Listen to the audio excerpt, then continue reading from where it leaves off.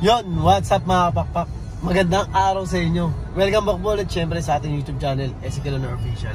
For today's video, ayan, biyahe nga tayo para sa 13th PHA National MacArthur Race Awarding mga kapakpak. Ayan, sa Marikina. Medyo ginabi na nga tayo. 5 PM nga yung simula doon sa ticket. Pero ayan, alas 6 pa lang naman. So, delayed na tayo ng 1 hour. Ayan, samahan nyo kami ni Idol Ken, Kags Ken sa Marikina. Ayan, papunta tayo. Driving lang tayo, so kita-kits tayo doon mga kapakpak. Ang ganda-ganda.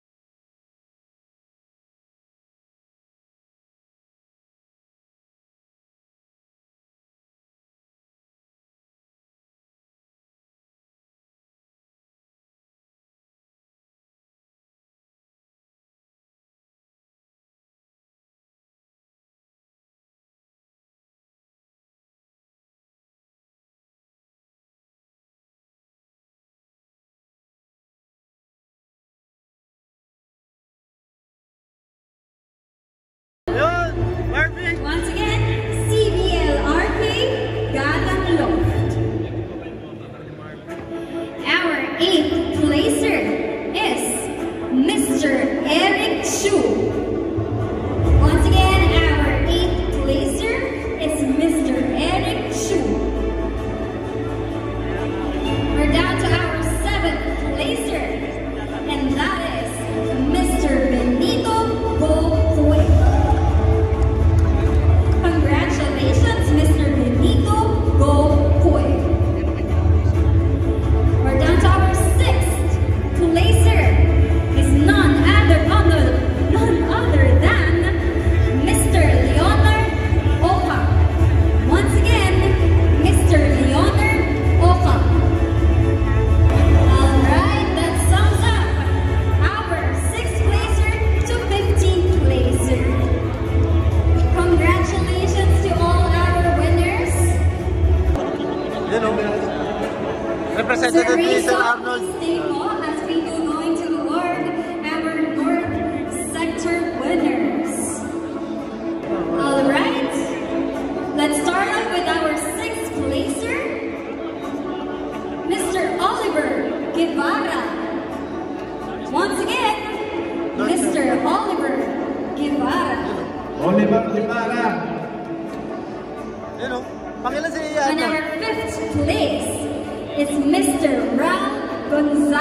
Kevin?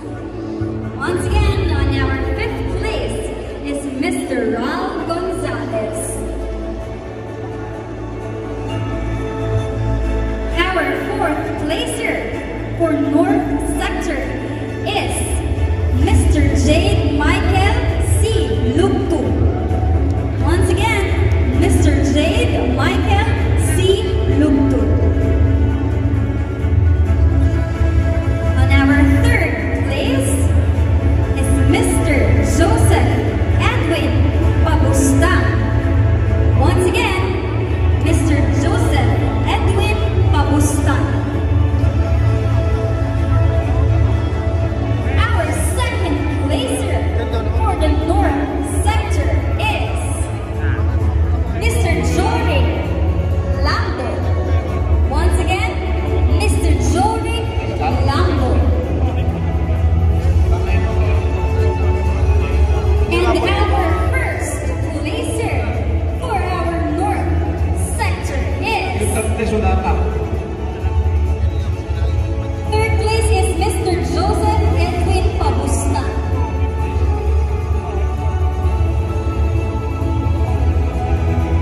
Now for our 1st placer for the North Sector is Mr. Emmanuel Jojo Santos.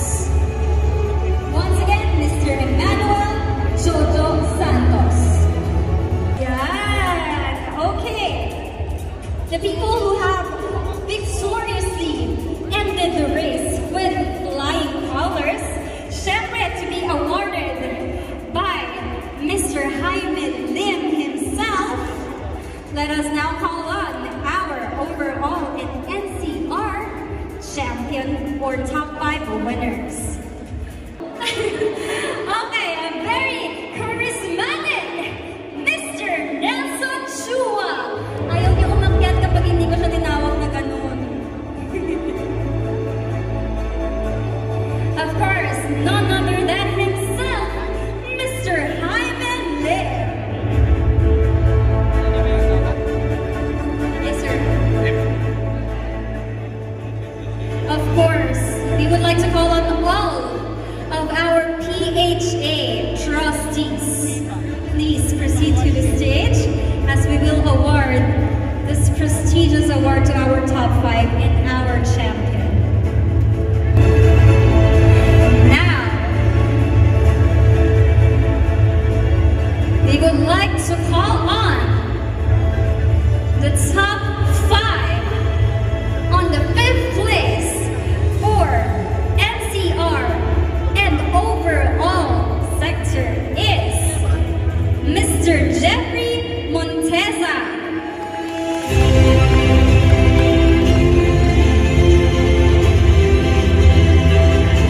Again, on the 5th place is Mr. Jeffrey Monteza. On our 4th place is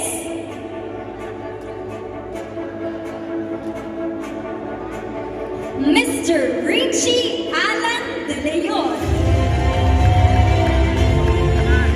Again, on our 4th place is Mr. Richie Alan De Leon.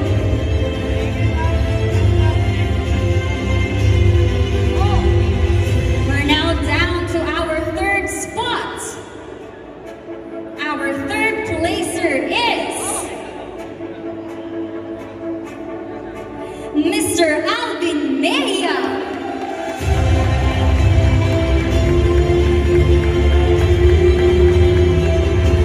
Once again, our 3rd placer is Mr. Alvin Mejia. Please compress as we will take a photo op for our 5th placer down to our 3rd placer.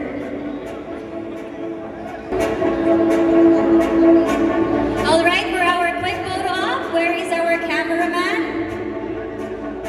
Alright, smile for the camera. Compress po tayo, please. Compress. Compress. Alright, in 3, 2, 1. Smile.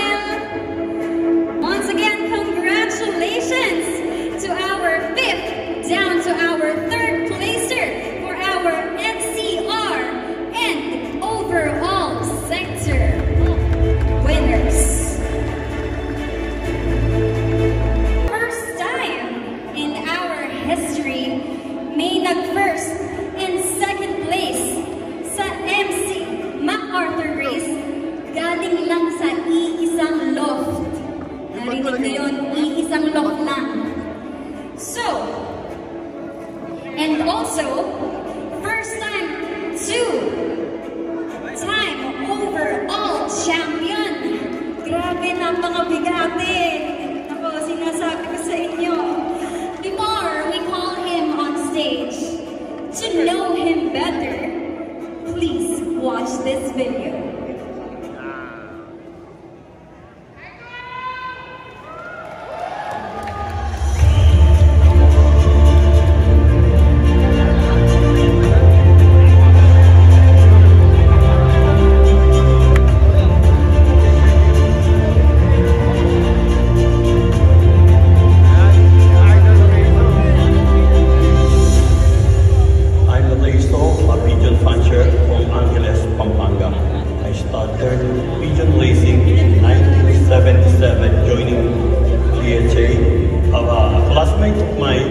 Was a pigeon fancier, so na-convince ako mag-alaga.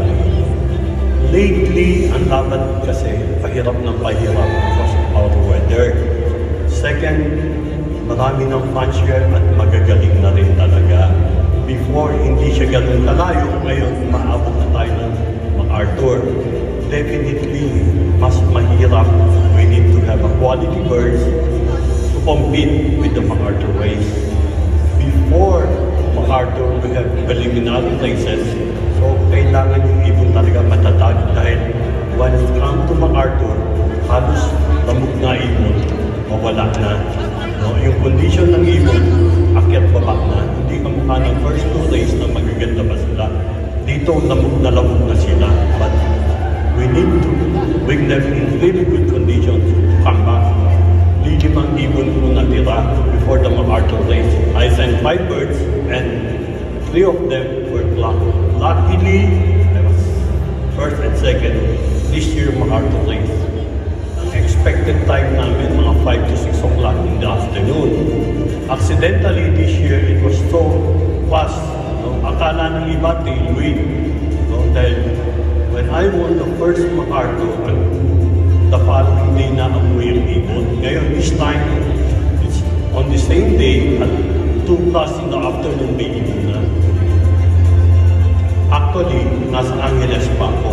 Ang time ko papuntang doon is 4 o'clock in the afternoon. Kasi most of the time, hindi ka nakakasigurong may deliver. No? At it so happened na 2 o'clock pa lang, pagtawag ko, ang sabi ng tao ko, may ibon na daw. Pumunta sa club yung lokman ko. The second bird arrived. Suddenly, may problema daw. Yung isang lokman nahulog sa hagdanan dahil sa excited siya. Nakita yung ibon. Hindi siya tailwind. Talagang mabilis yung dalawang ibon. In fact, ating kay Alvin Mejia, baka siya nagbigay ng swerte sa akin. Sumama yung ibon sa kanya. Baka mabilis din yung ibon. I'm very, very happy. As a pigeon fancier, everybody is expecting na manalo dito sa MacArthur race. This is the most prestigious race dito sa Philippines. It will be my second win. Really unbelievable. Talaga, ang laki ng swerte. Thank you, Lord, for another prestigious award. Second, I would like to thank our chairman, Jimmy Lee, our racing chairman, Nelson Chua, wingmaster, our club secretary, Erica, and all the drivers that make this MacArthur possible. Thank you for the mga lokman ko na talaga very serious sila at ayaw magpatalo. Luckily, nandito genetically matatag ang pupo namin dito sa park. I've been a pigeon fancier for the last 46 years. Sa ngayon, matatag na talaga. Genetically, malakas ang ibon din sa akin. Luckily, every year, maraming overall na pupunta namin. And last but not the least, fellow fancier, don't be a slave to our pigeon. Tayo ang boss, tayo ang masusunod.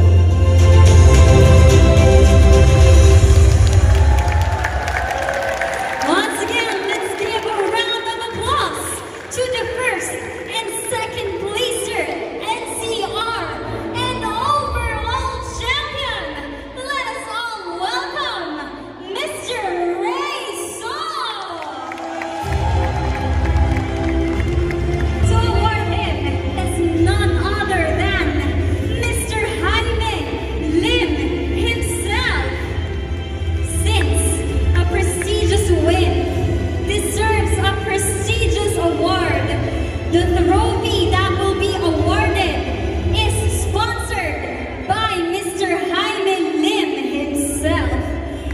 this trophy is almost 20 years old. Si Sir Rayso lang pala ang hinihintay nitong trophy na to. Once again, our 13th MacArthur Grace Grand Winner, Mr. Rayso!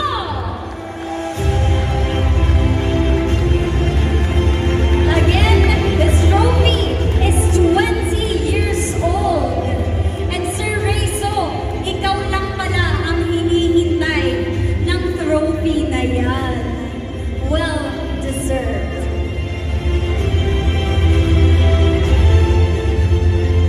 Okay, I'd like to give you a briefing on this trophy. This trophy, more than 20 years old now. I donated this trophy to PHA at that time, nasa old clubhouse pa kami. It's we awarded kung sino nakauna Double champion. makakuha ng tatlong champion. After 2 decades, walang nangyari, walang nanalo. We changed it. Kung sinong dalawang MacArthur champion, sa kanya yun.